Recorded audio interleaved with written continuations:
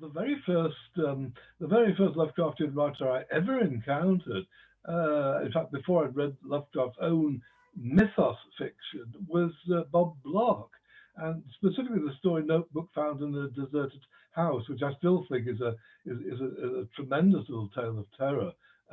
It was actually in a British magazine. I think it only ever ran for one issue, called Screen Chills and Macabre Stories, which actually took a double bill of horror movies which were then around and did a narrative of both with stills. And in the middle of this, as almost as filler, if you like, was this block story, which was retitled Them Ones. I have to tell you, it was very much to Bob's own surprise when I told him about this, because he'd never even known that this had been reprinted. And one strongly suspects that whoever was responsible didn't let his agent know, and hoped they could just pull this out of Weird Tales without anybody noticing. But I mean, that really did get to me very strongly, and it still does. It's a very powerful story told in a naive voice of of a young boy living in the backwoods whose parents are made away with by a Lovecraftian entity. And I mean, it's a particularly fine example of using that kind of voice to convey more horror than the narrator is even entirely aware of. Um, Frank felt that long.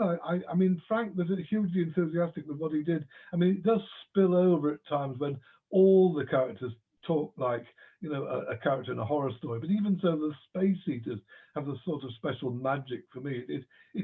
He's so clearly taken with the idea of coming up with a supernatural image that will impress even his old friend H.P. Lovecraft, because very obviously the two of them are the two central characters in the stories, and it's kind of moving, I think.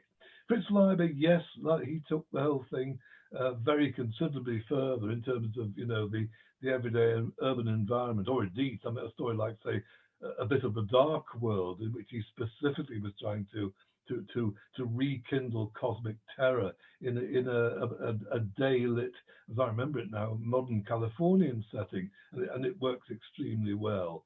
Um, C.L. Moore, Catherine Moore, never quite wrote overtly Lovecraftian fiction, but the feel of the stuff is profoundly Lovecraftian. I think in her early fantasy and also her early science fiction, both of which certainly Lovecraft himself admired. Who else can we come up with? I mean, there are so many. Ted Klein, I think, is an extraordinary writer, who learned as much from M.R. James as he did from Lovecraft. And the only complaint I have about Ted is I only wish he could be more prolific, because he's virtually gone silent in prose terms for about the past, gosh, I don't know, must be a decade or more by now. Now, but I've not yet read Lovecraft's Country, but Victor Lavelle is certainly a considerable force in the field. I mean, the Ballad of Black Tom is I think to a certain extent along somewhat similar lines to what I understand of Lovecraft Country. It's a revisioning of Lovecraft's, we have to say, overtly racist story, The Horror at Red Hook, which places it in a wholly different perspective, but, and this is, I think is quite important, without losing the sense of cosmic terror, which I think is still important to the kind of revisionist approach to Lovecraft's fiction.